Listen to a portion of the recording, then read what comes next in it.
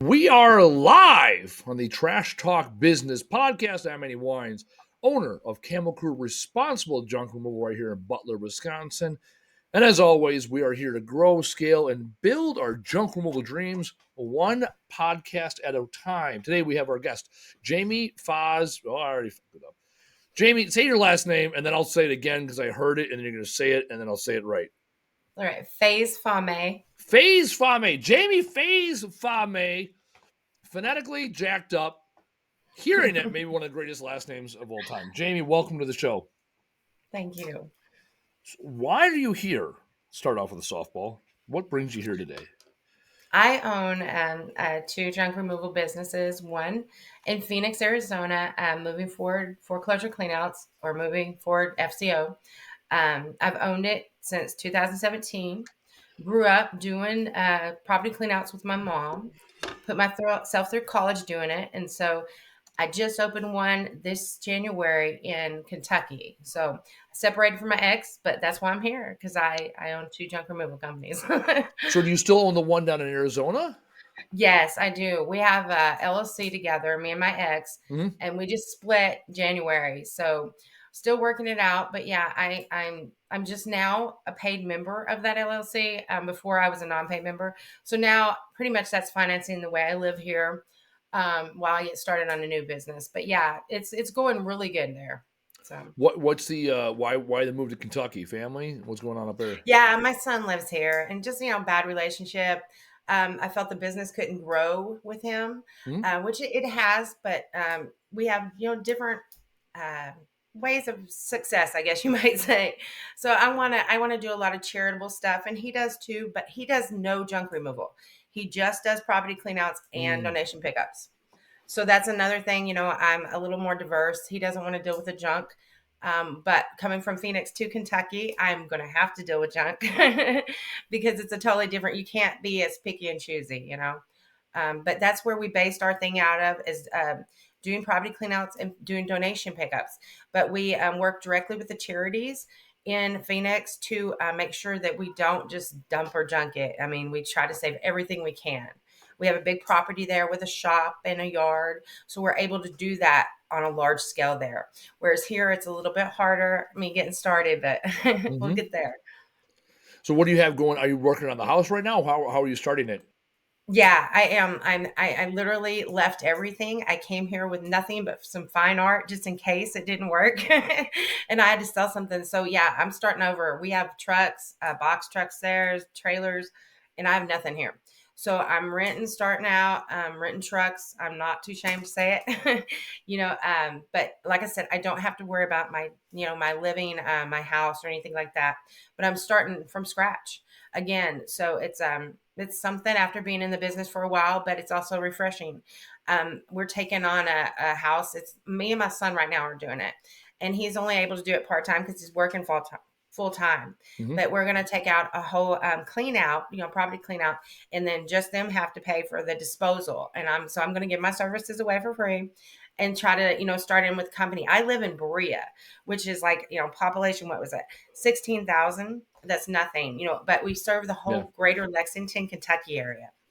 And so that's a little bit bigger, it's still under 500,000. But so it's a small scale to what I was doing, but I still have my income coming from there. And so I think I'm going to be able to do some big things here with the community. I'm a NAMI member, National Alliance for Mental Illness. I do a lot of things with kiddos in the court systems. I'm an advocate. I work with crisis intervention centers. So I have a bachelor's in psychology. So I kind of feed that into what I do. And so I'm hoping to do more of what I'm passionate about here. I know we hadn't talked about, but I had a brain injury. I got a real bad infection. And so 2 years ago, I had to learn, it's been 2 years ago in January, I learned how to walk, talk, everything all again. It made me have a stroke-like injury to my brain. So I was like flipping and spinning. So everything for me is kind of new, and getting back into this is fun for me. And I think that that's why I have been successful, is because I've never thought about it like work. I love, giving back to people, whether their house be burnt down or it's a charitable organization that we're giving back to. I enjoy what I do. So the one thing you're talking about that okay, so tell me about this. You're doing a job for free. Tell me what's that all about? I am. Help me We're understand that. gonna do we're gonna do like a hoarding job, or just a property clean out here in the area for a family. I'm working with the Berea Food Bank people, and what they do, give food away and stuff. But so for a family that needs it done and cannot afford it done, I'm gonna do it for absolutely free. My service is for free. Now they're gonna have to provide a dumpster and stuff, but I'm gonna work with organizations that might be able to use stuff. And I haven't decided on the date yet, but I'm gonna do it just because I have the time, and I don't, I'm not as thirsty when I first started. When you first start your business, you're doing it for the money, you're doing it to get out Yeah. there. Now I can afford to do this for my community. And I don't know if I'm going to do it like a yearly thing or something, but I think that it's also going to show who I am, what I do, and why I do it. And that to me is essential for for what I do. I try, like I said, I try to divert everything I can from the dump, and I'm going to film it and see, just see what it does. But also, like I said, they'll definitely have to, work with me to provide the dump fee and the dumpster. But then after that, my services will be free this time, because I'm still getting paid for my other company. So it's Yeah, not yeah. like yeah. So have you started running yet in at all Yes, in we Kentucky? are open. We've had one big job, a bunch of boxes. It was a $3,000 job in Lexington, and then we had one in Richmond, a clean out. But I'm just specialing in property cleanouts. I don't want to do the junk removal, but I've got people here that I'm working with that I can, say, hey, these people will do it. Dark Horse Contracting, they work with me out of Lexington, and they've been phenomenal so far. But yeah, just starting out, I just want to specialize in the property cleanouts.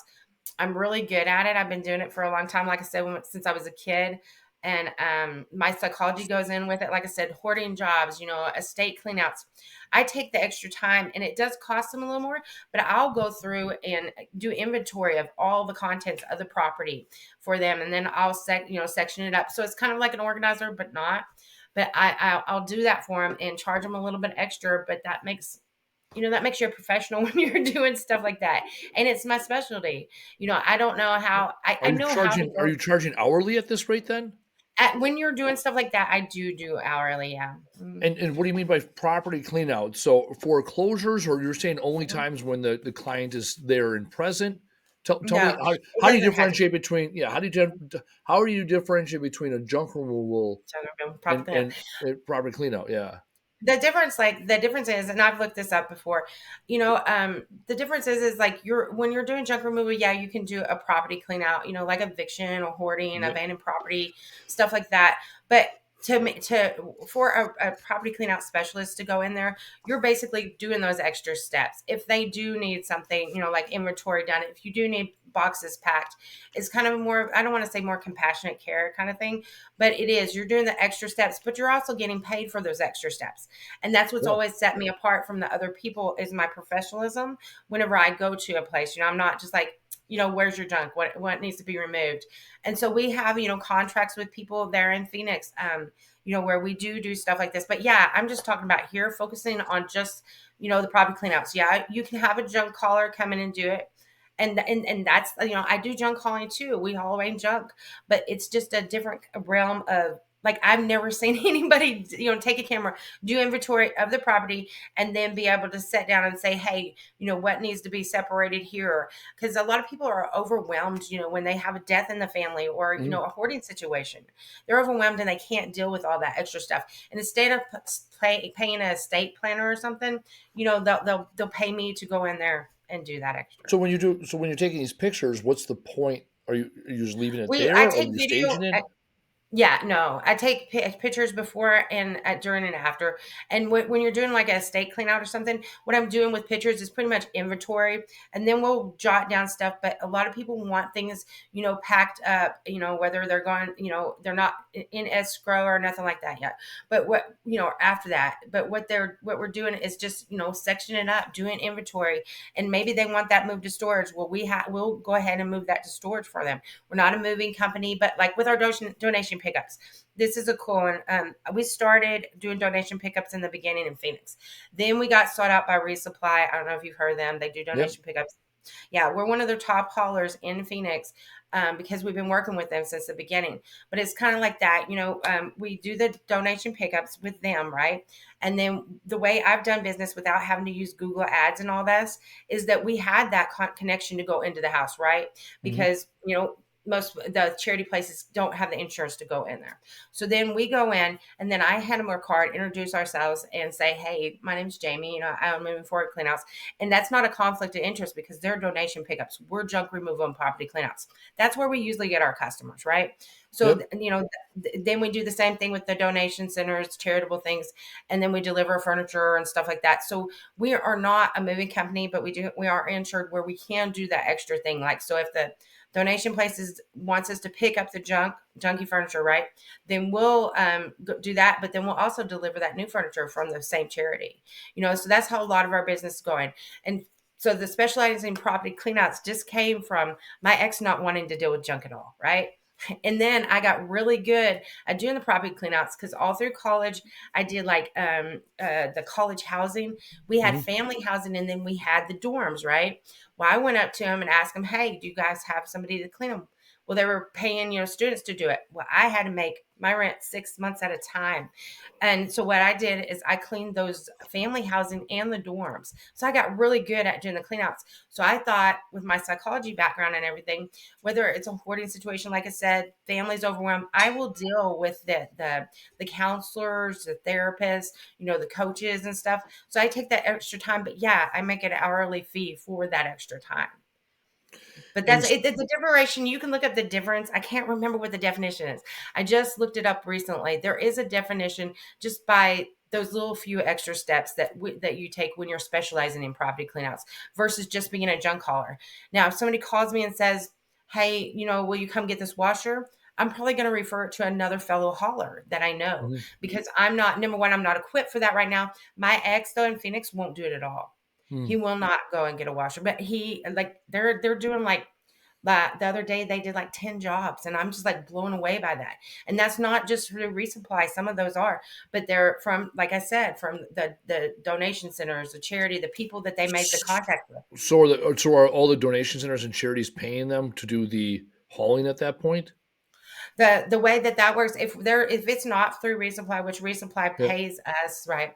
Yeah, so if it's not for them, the people that we have done jobs with will call us, or the charities, the other organizations will call us. They give out our card and stuff because they know that what we do is, we do it and we're reliable and all that. And so that's how we get the jobs for that. So the people themselves are paying for those.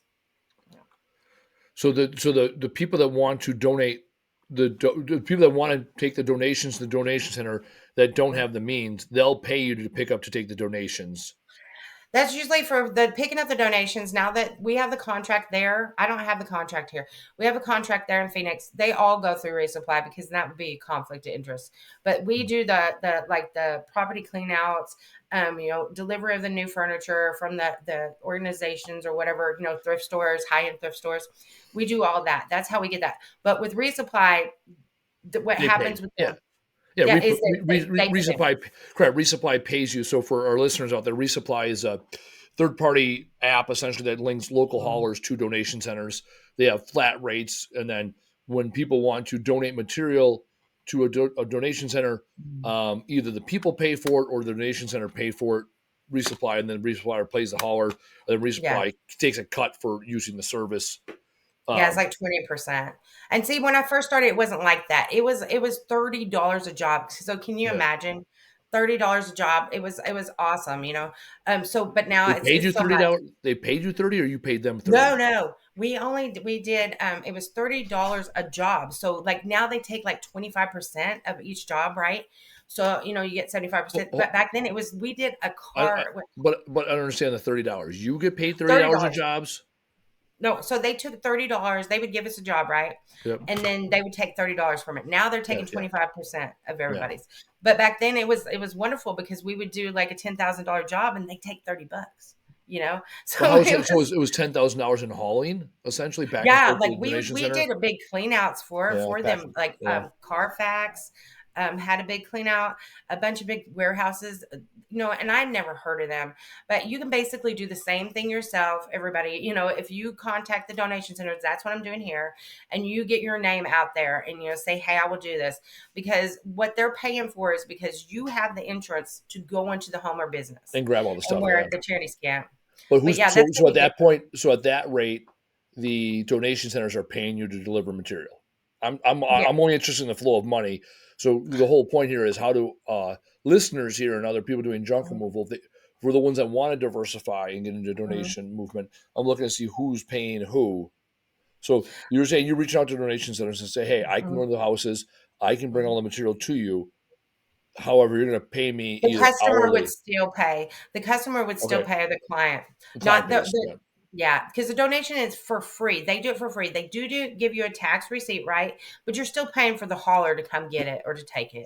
So you're telling the donation centers, hey, because so by us, Habitat and like Goodwill have their own trucks; they can go Mhm. do their own pickups. Yeah. You're essentially telling these donation centers either A, if they want it done sooner, or B, you don't have pickup service Mhm. available.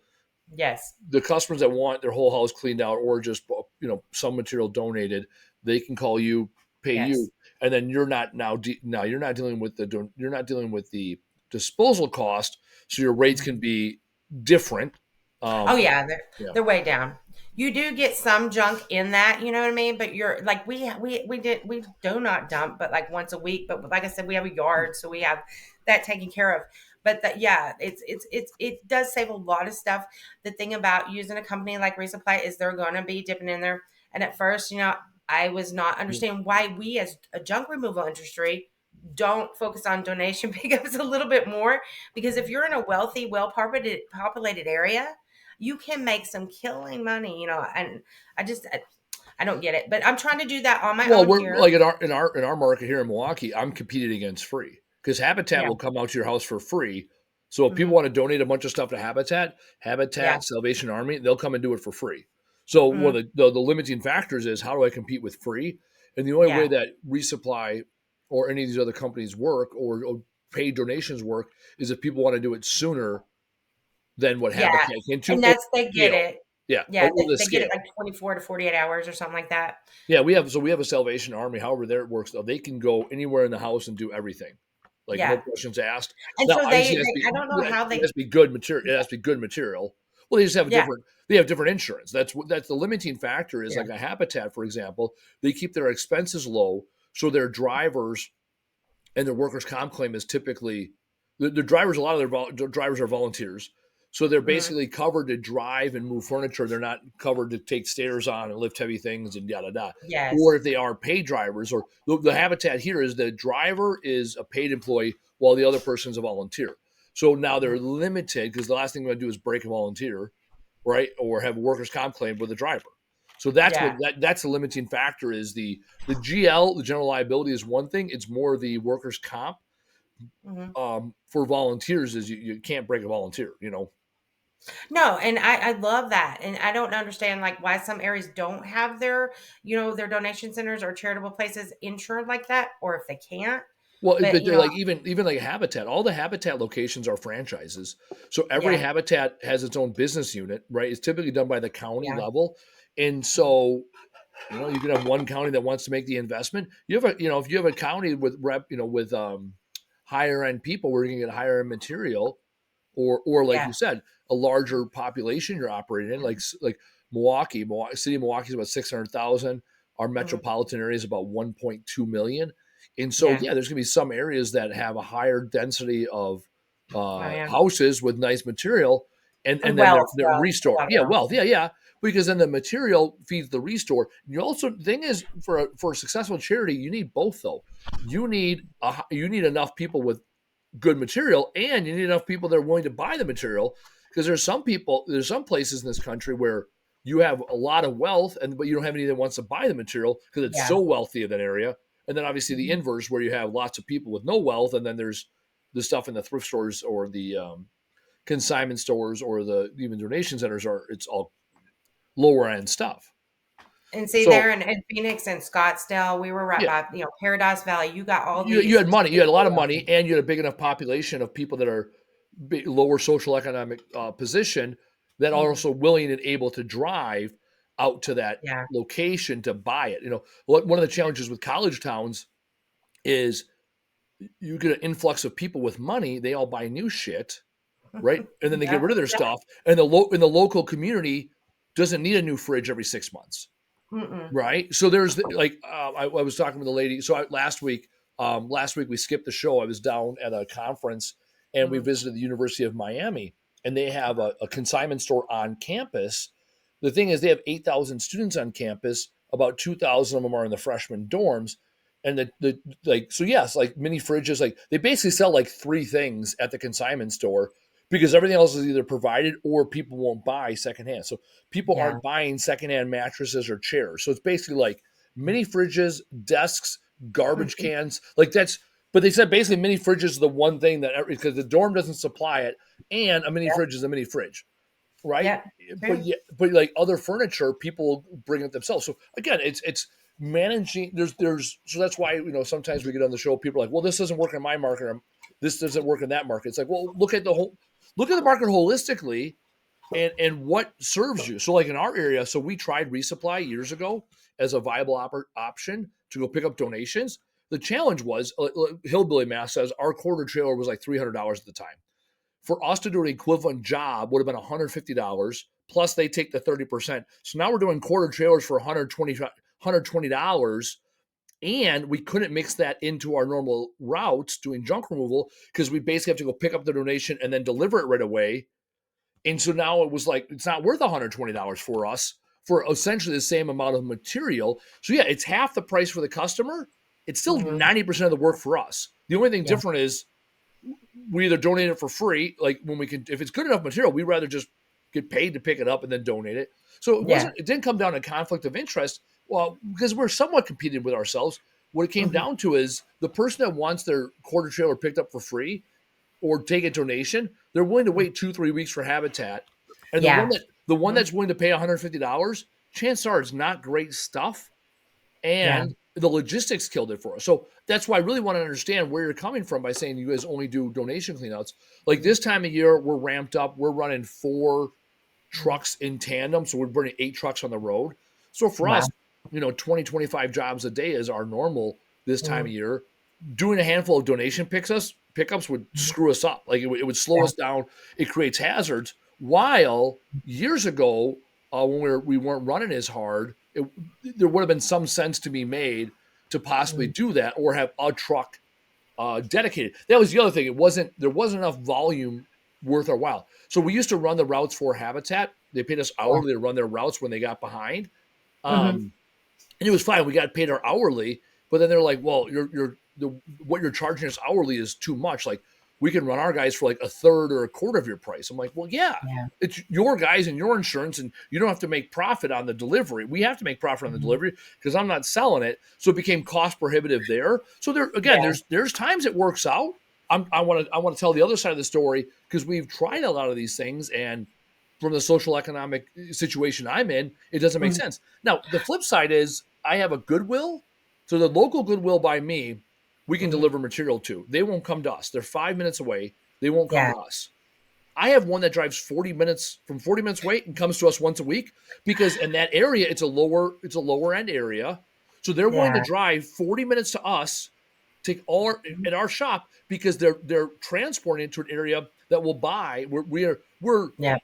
They're taking it to a more rural area, so there's just less people, and social economically, it's people that Yeah. aren't making as much money as what people make here. So I Mhm. have a Habitat and a Goodwill that are within 5 minutes of me, and yet I have a Habitat and Goodwill that are one's 25 minutes. The Habitat's 25 minutes away. The Goodwill's 40 minutes away. They both come to me driving past the close locations because they're willing to bring that material to where they're going. I have 20,000 square feet of a warehouse, and we have processes in place. Wow. So again, there's we're doing the same thing. It all comes down to the flow of money. Mhm. I get paid for my customers to clean their houses out, whether it's a full clean out or foreclosure, Mhm. or it's, Mhm. hey, I got a new couch and I want to get rid of a couch. Yep. Um, and then again, it's building the logistics in to figure out who wants the material and how do I Mhm. get it there with the least amount of cost, or even better, getting paid for it. Which is again, that's the dance we're playing. Because where I agree with you 100% on is more people in the junk removal industry focusing on donations and recoverable resources Yes. versus chucking a truck, humping loads to the Yes. landfill.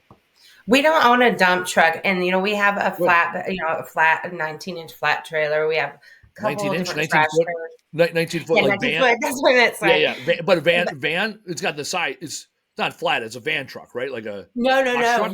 His dad, his grandpa had custom built them a flatbed trailer, Oh, really? and so he has that. Yeah, and that's Hmm. strictly for donation pickup. It's easy, slide it on, slide it off, strap it down, Yeah. top it up. So he uses that. He has a box truck, and then Okay. I have a couple trucks. We have a couple trash trailers, but we don't have a dump truck, and Yeah. that's something that's because and a lot of this is I'm going to try new things out. Let me be clear on that. But a lot of it is him stopping a lot of future business that could have been happening, like you were talking about. So I kind of made what I could out of what he would allow because I was pretty sick. But so he would just do the donation pickup. Resupply tries keeping him hella busy. I know people in that town that don't get jobs. He gets like first pick, right? Hmm. Because he's been doing it for so long. We've been doing it since like 2018, 2019. And so, he's been doing it a long time, but therefore he's not a growth mindset kind of person. He's Yeah. not talking like you are looking for the things. I made the connections with the donation centers, with the high-end thrift stores, all that are calling us back every day, as well as the resupply jobs. He would have never done that. When I left, he said, Jamie, the greatest thing you ever did was start this business because I wouldn't have had balls to do it. Yeah. So he's not wanting to expand like you're thinking like you should. Well, that's the Yeah. thing. So the way we run our model is we run a 24-foot box truck. Our new box Mhm. truck got here last Friday. It's going out tomorrow to get wrapped. So we'd Wow. run a 24-foot box truck with a Mm, 24 cubic yard dump truck. Those trucks run in tandem all day. So we yeah. load up all the donations, electronics, non-ferrous metal Mhm. onto the box truck, and then the Yes. dump truck is either for ferrous metal, iron properties, or for Mhm. MSW, municipal solid waste.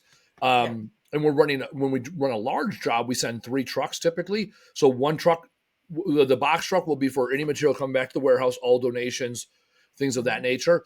And then one dump truck will be for ferrous metal. So again, iron, tin, whatever y'all call it, sheet Mhm. iron. And the Yeah. other truck will be for MSW, municipal solid waste, or traditionally called trash. Anything destined for the transfer station. And Yeah. so now we pre-sort everything on the jobs. So then when it comes back to our warehouses, only material that will be shipped out. And a lot of times our guys will stop at Habitat or Goodwill, the local ones Mhm. on their way to Yeah. unload it. So we unload it one time, never have to Oh, see it yeah. again. And we're consistently improving our processes. We have it worked out now with Goodwill where they give us cages. They're Mhm. 2 foot. What are they? About 2 foot. They're like 28 by 55. So they're just shy of 5 foot. So call it two Yeah. foot by 5 foot for hillbilly math. And what they are is cages. And so we fill those cages up and then Mhm. we leave those in our warehouse. And then like Wow. today, Goodwill came, they swap out empties for fulls and That's they love you. awesome. So again, it's like this is the mindset I Mhm. want. I want Yes. more and more junk removal companies to look at themselves as a reverse logistics company, less like Mhm. a trash hauler, and And it's that's capable. what I try to preach all the time. Don't just junk it. It's not just a thing. You're saving so much money when that's not ending up in the landfill. You know what I mean? You really Yeah, are. our landfill rates here are $105 a ton minimums, so it's cost prohibitive, right? And on top of all the stuff we're That's saving, insane to me. Ours are yeah, like 49, like in yeah. Phoenix, and they're like 49 here. I would like just die. I think that's There's crazy. there's places the lowest I ever heard was in the Panhandle in Florida. It was $14 a ton. Oh my gosh. Like the highest I ever heard was up in Vermont. This guy, I struggle to remember his name. 240 a ton, 240 a Oh ton yeah. for him to go to the transfer station or landfill. So again, this is where that scarcity, dollar scarcity, right, Mhm. creates innovation. Yes. My biggest thing that I'm preaching to everybody is there are resources that you're putting in the landfill every single day. So Yes. what processes? I started a 700 square foot garage with 5 gallon buckets, sorting Mhm. 5 gallon buckets of scrap that I was picking up on the side of the road, taking apart every type of appliance there is. Like I love cheap washers because cheap Mhm. washers on you flip them over, it's got the same size motor is a good washer. The difference Mhm. is a cheap washer has a plastic housing unit. So you hit it 3, 4 times with a hammer, you can pop it out. A good washer, it's all steel. So you had to sit there and the bolts are always rusted. And a motor is 12, 15 pounds. And it's almost always going to be double the price of scrap, of a sheet iron. Wow. So if sheet iron is, let's call it 240 a ton, is 12 cents a pound. Motors are probably going to be 25 cents a pound.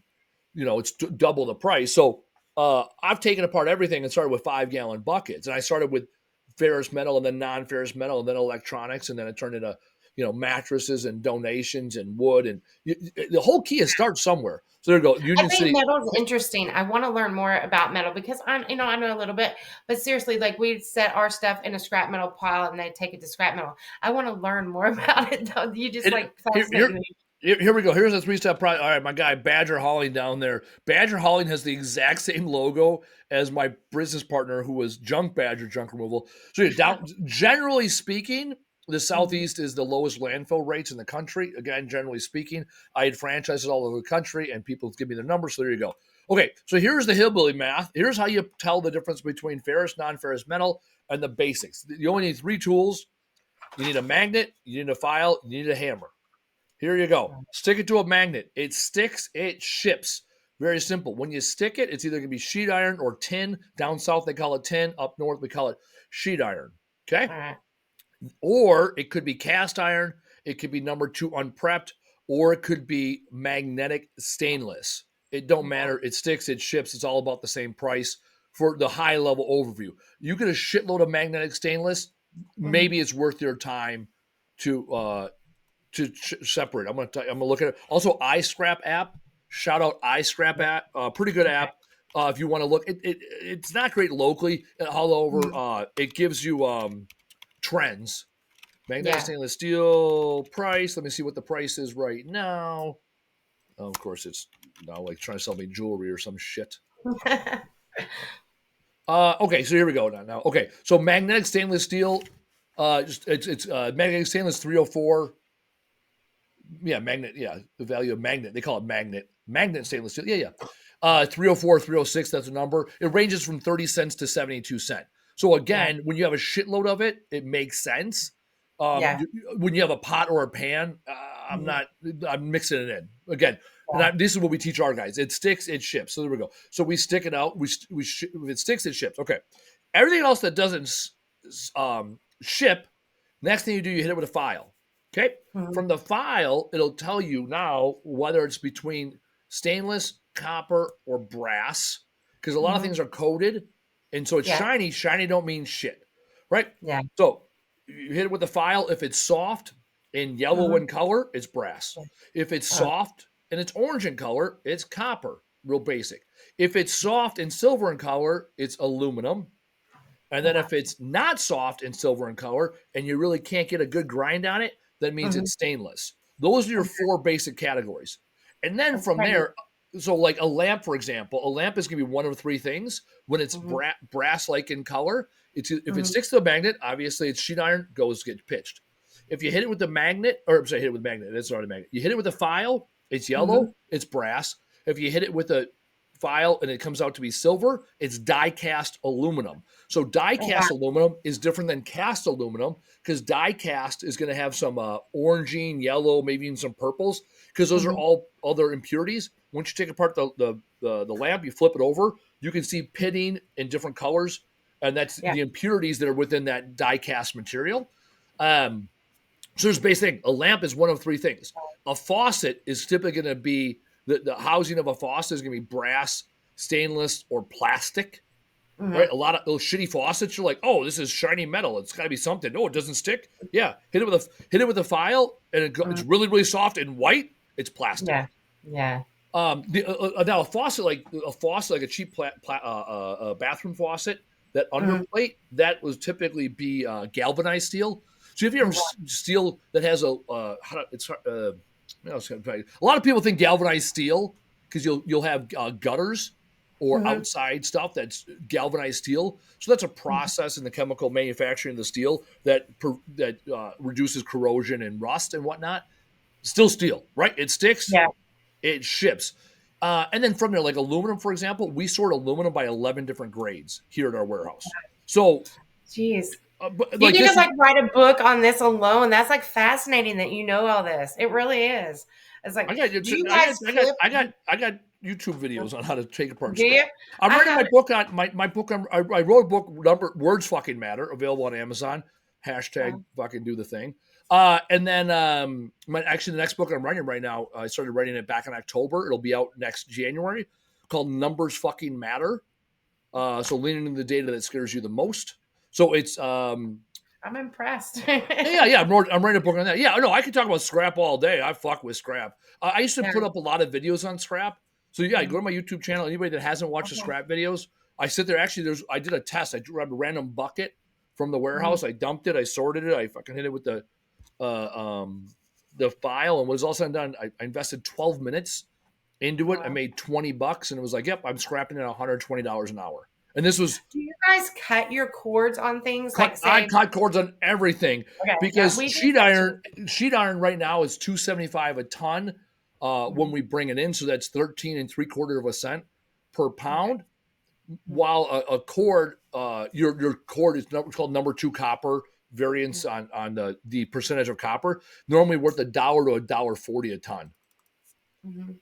There we go. Do you Yeah, think a I lot have a of wealth of random knowledge when it comes to. Well, I mean, number two copper wire. Uh, yeah, man, I can talk sheet iron and scrap all day. I fucking do you that think a keeps me lot of happy. people in this business don't like do I things don't, like I don't think I know. okay. So like a lot of people come at me and say, "Well, we don't have the room to like, recycle or It's do not, that's scrap it. or it's Well, not worth it." this. Well, sounds good. You don't have the room, and you'll never have the room until you dedicate the room. That's the same Yeah. people that say I don't have the time. Well, we all get Yeah. the same 1,440 minutes a day. It's what you choose to prioritize that gets done. Reading my Yes. book about words fucking matter because it's all about limiting self belief. So the reason why I can say I know is Mhm. because when I talk to other people, nobody Mhm. scraps. I've yet to meet somebody that's junk removal that scraps to the level that I scrap. Right? Yeah. Scrappers do.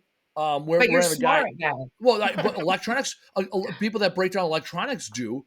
Your average Mhm. junk removal company, no. The other thing is, we hire a lot of guys from other junk Mhm. removal companies. They come Yeah. here and they're like, I've been like, there's this one cat. He worked here last year.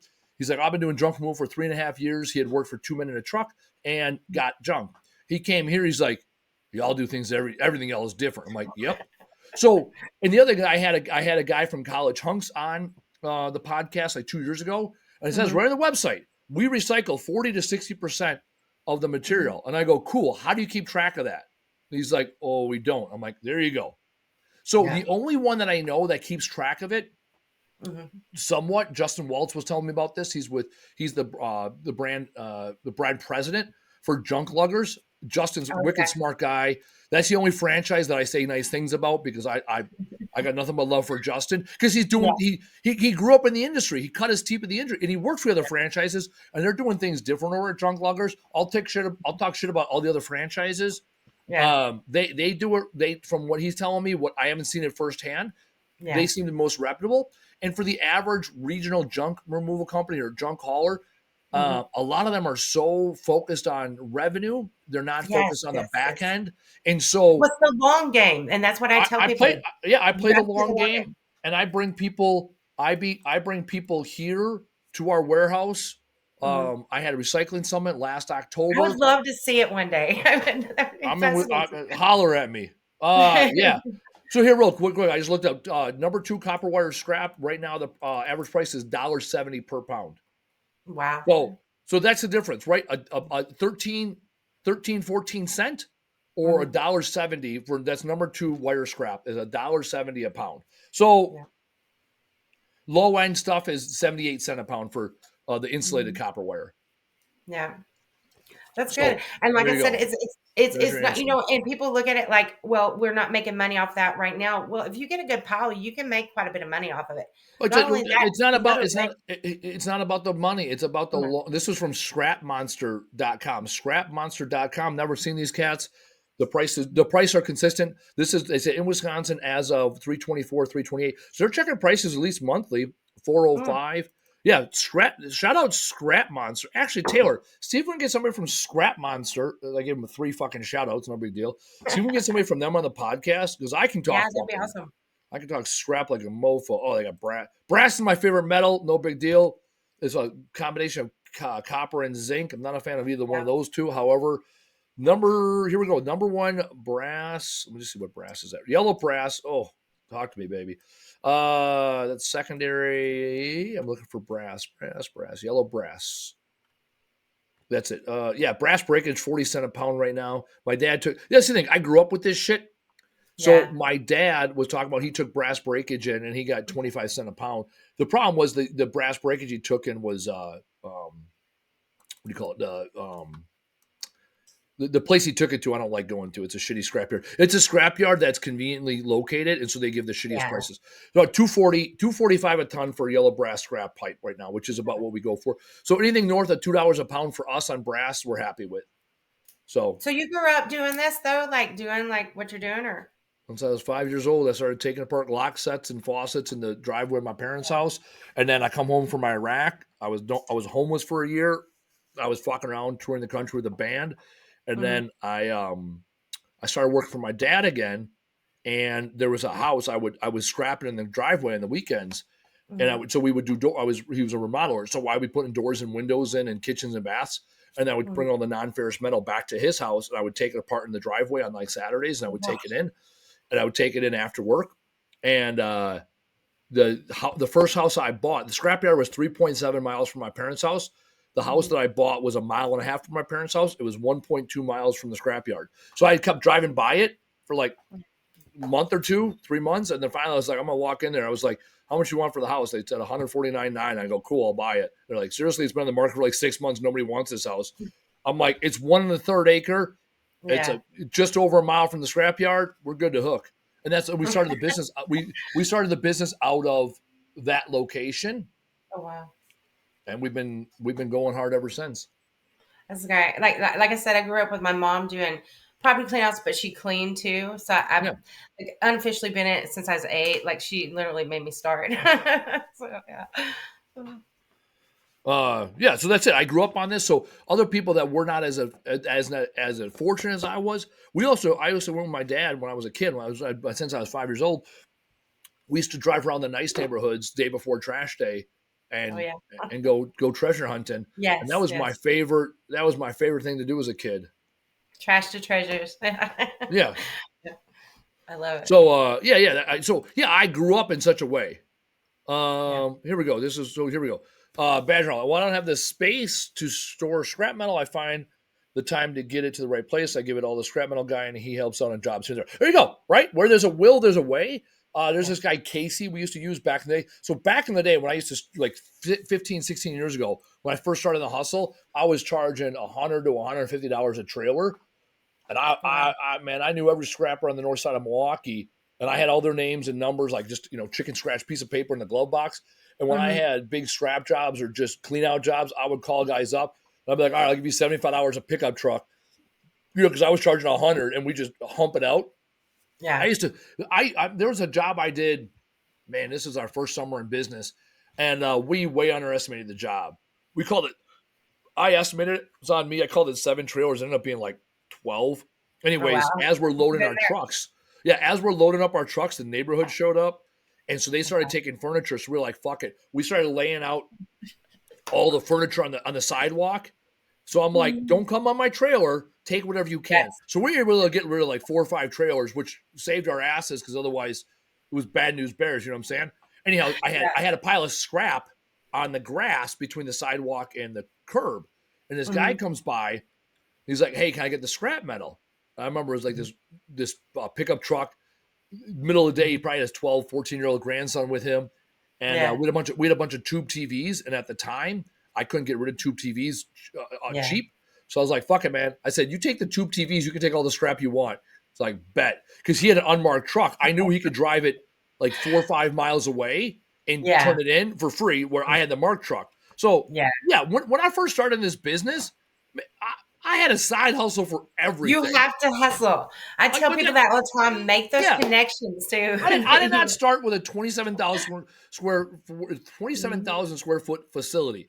I didn't have Good. box trucks. I started with my Jeep and pulling a 16 cubic yard trailer and a purple van. Like, I and started before with a that, it was Chevy a green Blazer. van. I had a green van with a little 8-foot trailer. Oh yeah. Yeah, I mean, so yeah, I know it. And yet, again, I said before, I started with 5 gallon buckets. I would go to the Mhm. scrap yard. I would sit there in the scrap yard for an hour, throw off all my non-ferrous, hit everything else with a magnet, put things in buckets, swing around, go in front of the scale, and sort it out. Man, I would try to get die cast for fucking brass. They would dump out my bucket. They're like, nope, nope, nope. I'd mix in Oh, fucking Christmas lights with my wire. They'd be like, nope.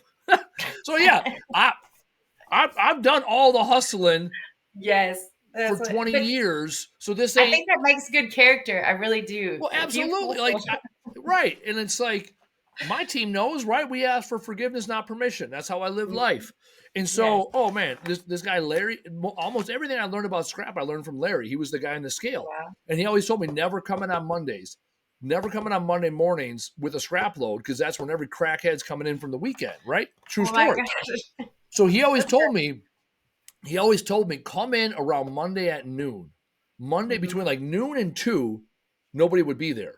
Oh So wow. I would hustle over the weekend. So I would Mhm. pick up throughout the week, and then I would take a load in Saturday morning, and then Saturday afternoon to Saturday night, all day Sunday, I would scrap. I was in my garage taking apart shit, 5 gallon buckets, and then I would roll up to the scrap yard at like noon on Mondays with 5 gallon buckets. If I was really had a good week, I'd have a trash can full of like aluminum, normally Yeah. pots and pans and shit.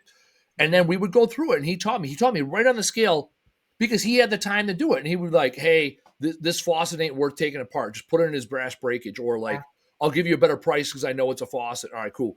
Or lock sets. I used to take apart lock sets. He's like, nah, we'll just put them in by steel and die cast, and I'll give you the breakage price. It ain't worth taking them apart.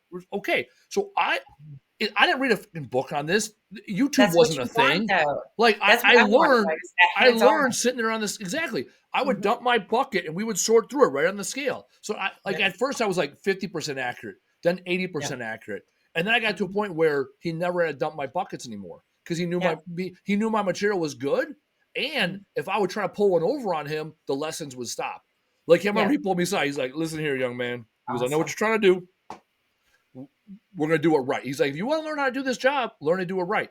And also at the Mhm. scrapyard, the good scrappers, they'll look at what you're throwing off and they'll say something to you. But I remember I would sit there in the scrapyard. There'd be 2, 3 trucks in the, dump it off. And I watch a lot of suburbanites. They throw off a water heater, for example, right? And they Yeah. didn't take the copper off the top. They didn't take the brass spout off. So me and another scrapper would just watch, mind our own damn business. And as soon as he pulled off, it's like we look at each other. And it's like, all right, who's getting right? Because one of us had a mini sledge right in the back of the trailer. Walk Yeah. over, pop off that brass, spigot. Normally two hits, Mhm. right? That brass spigot's 3/4 pound, maybe a pound. It's a $2 spigot. The water Yes. heater is not even worth $2, but that spigot's worth it. And so other scrappers respect that hustle, right? Mhm. They respect the people that know what they're doing and how they're doing it. And you got to start Yeah. one thing at a time. When I had time, I would go through the whole scrap pile, whatever I could see. I'd pop off all the brass and copper I could get. I could make Mhm. another $25, $30 in 10 minutes by being slightly smarter than the person that was there before me. That's it. Like And that's flipping over. what you have to do, is do a slightly more work or be slightly a little I, smarter. I, But I people don't want to like to yeah, admit a lot of this. Like you have been through the struggle and been thirsty or hungry. You know what I mean? And I think that's what it takes to make a real success. Is like somebody that has dug in, no matter what it was, and not absolutely. gave up. You know, Well, it's a, so today I was getting coffee with this woman. We were talking about my book, and we both talked about neuro linguistics programming, which is a mhm. fancy way of saying tricking your brain into believing in Yeah. yourself. And that's what I wrote Mhm. my book on. And I'd love that's shit. I could talk about that like I talk about scrap. I go Yeah. deep into that shit, Jack. Anyways, this woman, she had come by and she's like, "Hey," we were talking about how I show up as my brand: camel pants, t-shirt, tattoos, zero fucks. That's what I do. Mhm. And she's like, she like overheard us say that. She goes, "Oh, I see what you're doing. I like your style." And her and I got talking. Mhm. And then she's like, "Oh yeah," she said something about yoga. I said, "Are you a yogi?" She's like, "Well, I'm an instructor. I'm not quite a yogi." I go, "Here's the fucking deal. There's 3 of us in a conversation with the fucking barista because he snuck his way in the conversation too at this point, right? I said, among the 4 of us, you're the SME, SME. You are the subject matter expert. In order to be a subject matter expert, you do not need to be the smartest person in the world. You only got to be the smartest person in the room. So in that moment, she was our yogi. No different that in this world, going back to what you asked about earlier, whether or not junk removal companies scrap at the level I scrap, I've yet to meet somebody in this industry that gets as excited as I do about taking apart stuff. That cut his teeth, right? We did 460 scrap runs our first 12 months in business because I put every single one on an Excel spreadsheet. I looked at every single scrap run. I remember I would go in on Monday afternoons with, at worst it was tens of pounds. Eventually it was hundreds of pounds, and now it's thousands of pounds of scrap we ship out every single week. I ship out about 10,000 pounds a week. I know a slow week is 10,000 pounds. Last year we recovered over 1 million pounds of material, over 800,000 pounds of non-ferrous metal or ferrous metal, 800,000 pounds of ferrous metal, over 50,000 pounds of non-ferrous metal, and over 250,000 pounds of electronics. And it started with 5-gallon buckets. So when I hear people say, I can't, I won't, I don't, bullshit, you're lying to yourself. You can, you choose not to. Yeah. Choose to do something today. Choose to throw, even if you're at a landfill or transfer station, they normally have a ferrous metal pile. Throw the shit off over there. Maybe you don't get paid today. Because I remember back in the day going to the landfill with an unmarked truck. We would unload into 30-yarders. And before I unloaded, I would jump in the 30-yarders. Man, there'd be a cast iron sink, cast iron fucking tubs. I'd throw them up there. There was times I left the scrapyard with more money, more weight on my back, more weight than I come in with. I had a zero pound receipt, right? And all I would do is drive right across the street. At the time, it was called industrial. Now it's called complete recycling, but it was called industrial recycling. I would drive my happy ass across the street and drop off scrap metal because that dumpster would have gone to the top of the hill. And I remember going to Waste Management and saying, hey, why don't you have somebody out here controlling the yard? Yeah, you have a pile, but people don't know what they're looking at. They're like, it's not worth it. And then I worked for Waste Management. I said, hey, we're throwing away money every day. They say, it's not worth it. We don't want to put one more person. We don't care. Yeah, so instead of advocating a customer, instead of advocating as an employee, I decided I'm going to start my own damn company, show people it is worth it, which it is, and come here and have this podcast with 153 episodes, giving people the secrets for free. I got my YouTube video. Watch the damn videos. So anybody that says I can't, I won't, I don't know, you choose to fail every day. I choose to succeed. Yes. I always say, no excuses, only solutions. And that's what I live by. Like, I can't stand people that, are constantly making excuses for their life. You know what I mean? Absolutely. So. All right. Well, we're coming up at the top of the hour. Big finish coming up. What has been your top takeaway from the show here today? How intelligent you are. Not really. I'll take that action. You're awesome. That's pretty much it. But I just learned a lot about metal and that I need to educate myself some more on it. And, I really like your philosophy on things. A lot of people don't think bigger and go the long game. And I think that's why there's so many people, that are sitting there saying, why am I not making it? You know what I mean? So, I don't know. Had a nice time.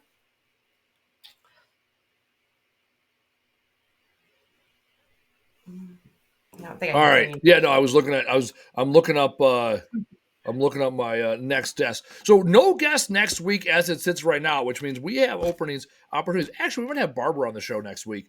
Shout out to Barbara, who may or may not be on the show.